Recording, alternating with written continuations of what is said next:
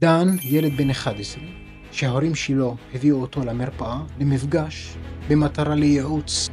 אבל אני אגיד שהייעוץ הזה הגיע אחרי מספר כישלונות, והם הגיעו כמעט עם חוסר אמונה ואמרו בוא ניתן לזה עוד צ'אנס. כמו שאני עושה תמיד, אני נותן מהלב, וזה מה שעשיתי גם עם דן. אני לוקח את דן כמקרה חדש, אני לא מכיר את דן ולא מכיר את כל הכישלונות שלו. אני האמנתי בדן. אמנם הוא הגיע עם עיניים למטה והגיע עם חוסר ביטחון עצמי, אבל מה שאני חושב שהכימיה הזאת שהייתה ונוצרה ביני לבין דן היא שקמה והוציאה לאור את דן החדש. ותאמיני או לא, את הולכת לראות עכשיו את התמונה שבעצם מראה את דן רק לפני 4 חודשים ואיך הוא הפך להיות היום.